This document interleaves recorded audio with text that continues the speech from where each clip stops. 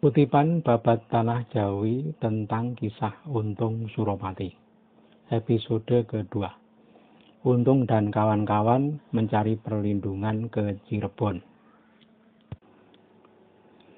Untung telah 7 hari bersembunyi di hutan. Untung lalu masuk kota menemui para sesama budak belian yang dulu sering dia bantu. Banyak dari mereka berhasil ditemui. Banyak pula yang ingin ikut melarikan diri. Terkumpul 30 orang. Malam-malam mereka berangkat dari kota menuju tempat persembunyian Untung di hutan. Setiap hari terus berdatangan teman-teman Untung, 1, 2, atau 3. Lama-lama terkumpul 100 orang. Punggawa Company banyak kehilangan budak karena bergabung dengan Untung. Untuk memberi makan para pengikutnya, Untung pergi ke kota mencari makanan. Setiap keluar dia membawa patrem.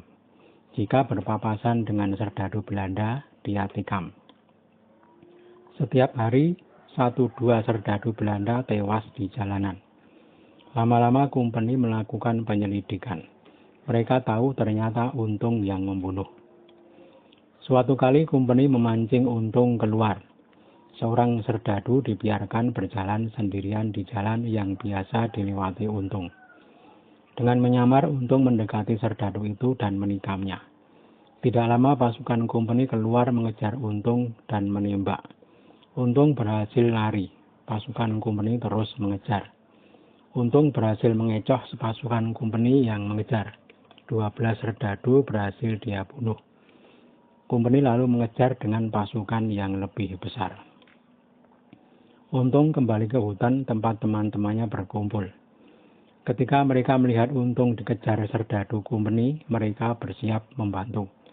Terjadilah pertempuran sengit. Serdadu Company banyak yang tewas. Ada 60 serdadu. Sedang yang berhasil lari hanya 3. Mereka yang selamat kemudian melapor kepada Dewan Hindia dan Gubernur Jenderal. Company lalu menyiapkan pasukan untuk menumpas Untung dengan mengerahkan serdadu dari Ambon, Bugis, Makassar, dan Sumbawa. Seorang admiral ditunjuk untuk memimpin penyerangan, didampingi 4 mayor. Tak berapa lama pasukan Company telah sampai di hutan yang menjadi markas Untung. Untung tak gentar, bersama teman-teman bersiap menghadang musuh. Pertempuran kembali pecah. Untung dan teman-teman mengamuk seperti banteng terluka. Company tak kalah ganas memburu Untung dengan tembakan laksana hujan peluru. Untung dan teman-teman tak gentar dengan berani menerobos kepulan asap senapan. Banyak serdadu Company berhasil dibunuh. Pasukan Company terus memburu Untung dengan tembakan. Untung seperti putra Arjuna si Abimanyu ketika perang Baratayuda, dikeroyok tanpa ampun. Kedua kubu banyak kehilangan prajurit. 60 teman Untung telah tewas. Dari pihak Belanda pun tidak sedikit yang telah mati. Pasukan Company menjadi ciut hatinya karena musuh mereka tak takut mati. Setelah malam datang, pasukan Company mundur ke kota. Malam harinya Untung berembuk dengan teman-temannya. Ada salah seorang teman Untung yang sudah agak tua, bernama Ki Embun. Ki Embun berkata, "Saudaraku semua, bagaimana kita sekarang?" Teman-teman Untung lainnya menjawab, "Kami mau ikut kemanapun Untung pergi." Ki Embun berkata kepada Untung, "Untung, pikirkan, kalau engkau terus melawan, engkau tak akan kuat karena musuhmu orang senegara. Kalau engkau setuju, kita mengungsi saja." Untung menjawab, "Baik, terserah kalian. Sebaiknya mana tempat yang akan kita tuju?" Ki Embun berkata, "Sebaiknya ke Cirebon. Barangkali Sultan Cirebon mau menerima kita." Untung menurut saran Ki Embun. Segera mereka berangkat ke arah tenggara melalui Cianjur. 40 orang tak berpisah selamanya akan ikut Ki Untung. Pagi harinya Company mengerahkan pasukan yang lebih besar untuk menangkap Untung. Sesampai di hutan mereka mendapati Untung telah menghilang. Admiral menyuruh 7 kapten untuk melacak kemana perginya si Untung. Masing-masing kapten membawa 40 serdadu Kompeni Islam. Pemimpin pengejaran Untung adalah seorang mayor bernama Mayor Benderpool. Mereka berangkat ke arah tenggara. Sementara itu perjalanan Untung sudah sampai di Cianjur. Mereka lalu ke arah timur laut menuju Cirebon. Sultan Cirebon mempunyai seorang abdi yang sangat dikasihinya dan dianggap seperti putra sendiri. Namanya Suropati. Sultan sangat sayang kepadanya, sampai-sampai ketika dia bersalah membunuh orang tak berdosa, dia pun diampuni. Pada hari itu Suropati berburu di hutan bersama 100 pengikutnya. Sesampai di hutan, Suropati dan pengikutnya berhenti untuk istirahat di tengah jalan. Orang-orang yang lewat mengetahui ada Ki Suropati. Mereka segan sehingga lebih memilih menyimpang jalan. Ki Untung dan teman-temannya juga kebetulan lewat jalan itu. Karena tidak kenal maka Untung terus saja berjalan. Suropati kaget ada orang yang berani melewati rombongannya yang sedang duduk-duduk istirahat. Tetapi karena gelagatnya bukan orang setempat, Suropati maklum. Rombongan Untung lalu dihentikan dan ditanyai. Berkata Ki Suropati, "Dek, engkau dari mana? Akan kemana dan siapa namamu?" Untung menjawab, "Saya dari Betawi. Saya dan teman-teman semua budak Kompeni.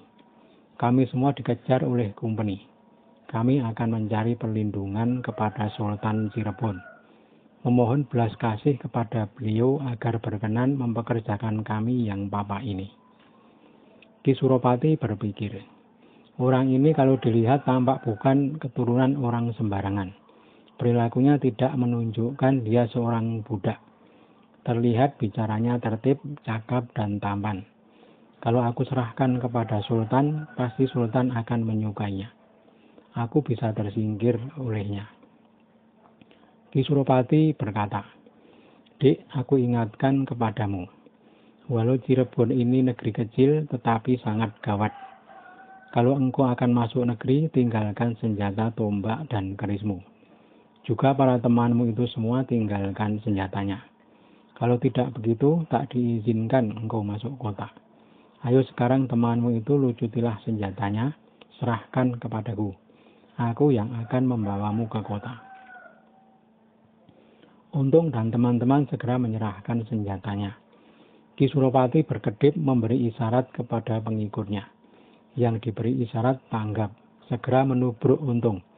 Tetapi Untung waspada dan berhasil menghindar.